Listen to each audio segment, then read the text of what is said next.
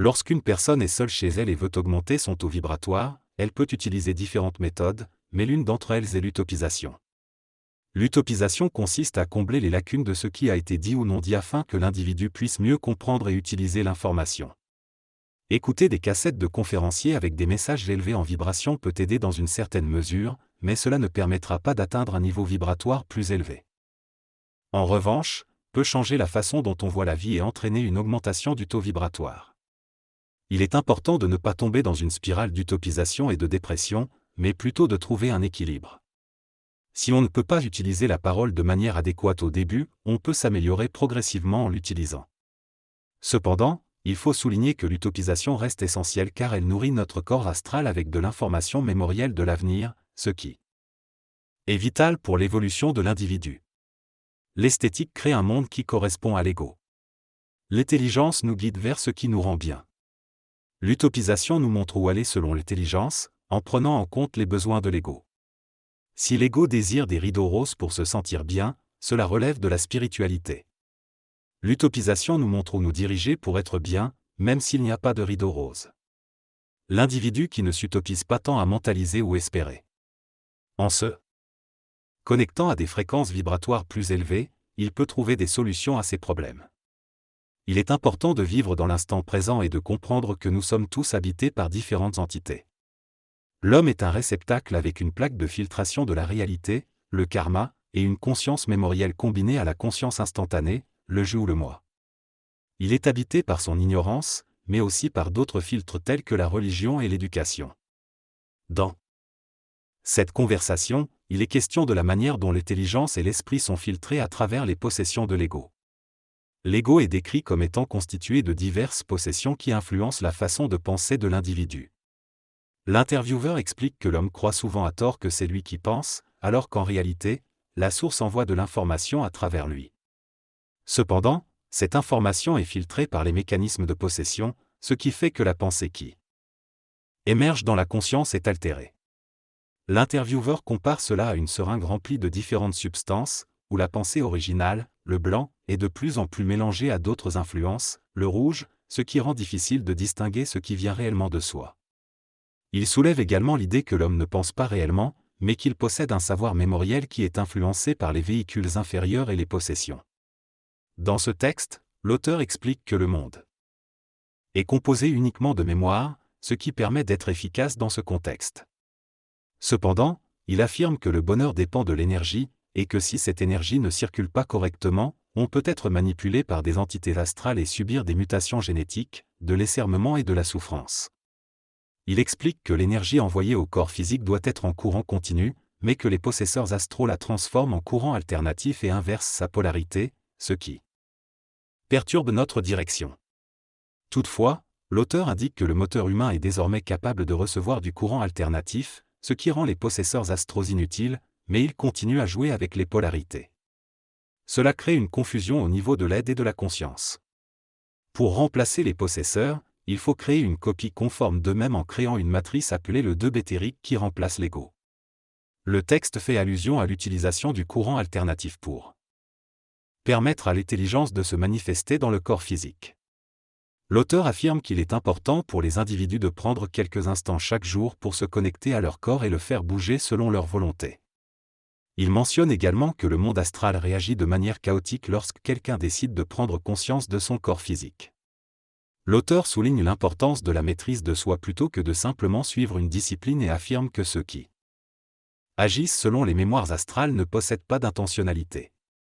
Il propose de créer un canal pour contourner cela et ainsi parvenir à une véritable évolution. L'information doit être neuve et libérer l'humain de ses illusions. L'objectif n'est pas de chercher l'euphorie, la paix ou le bonheur, mais plutôt de conduire l'humain vers une prise de conscience. Pour y parvenir, il faut contourner les structures astrales et mentales et laisser l'intelligence prendre le contrôle du corps physique. En modifiant nos actions, nous pouvons réinstruire notre corps vital et faire évoluer notre ego. Au départ, il n'y avait pas de possesseur au centre, mais l'expérience de moteurs archaïques a donné naissance à l'astral. L'intervention intraterrestre et l'accumulation d'expériences renforcent l'homme planétaire, mais maintenant que nous sommes capables de créer un canal de contour, nous pouvons avancer par intelligence et éliminer les mécanismes de souffrance. Cela requiert le rejet de l'antihomme et la digestion de ces mécanismes. Dans cette conversation, l'interlocuteur discute de l'importance de privilégier des solutions douces, même si elles prennent plus de temps. Il mentionne également que les grands initiés ont souffert à cause de leur ego et que les aides extérieures venant de mondes supérieurs ne sont plus nécessaires. Il évoque la manipulation de l'humanité par certaines entités extraterrestres dans le passé. Enfin, il souligne l'importance de l'homme s'initiant lui-même et se connectant à sa propre source sans avoir recours à une aide extérieure. La combustion spontanée est un phénomène qui peut survenir lorsque de grandes quantités d'énergie tellurique traversent le corps humain. Il ne s'agit pas d'une intelligence supplémentaire, mais plutôt d'une mécanique énergétique. Ce phénomène peut causer des brûlures complètes chez certains individus qui se trouvent au mauvais endroit au mauvais moment. Il est difficile d'expliquer en détail le feu intense qui brûle ces individus et atteint des températures extrêmement élevées. Ce phénomène amène de nouveaux phénomènes que l'humanité n'avait pas connus par le passé, comme les arnaques. Il est important de conscientiser les individus à ce phénomène, car il peut représenter un danger. Les initiés du passé avaient souvent une certaine forme d'aide ou de préparation pour faire face à ces phénomènes, mais dans le futur, avec une densification croissante de l'énergie, de nouveaux phénomènes se produiront. Cette discussion, il est mentionné que dans le passé, les arnaqueurs se présentaient directement aux humains, prétendant être des extraterrestres capables de manipuler et de donner des avantages. Ils pouvaient offrir des objets spéciaux, voire des armes, à certains individus.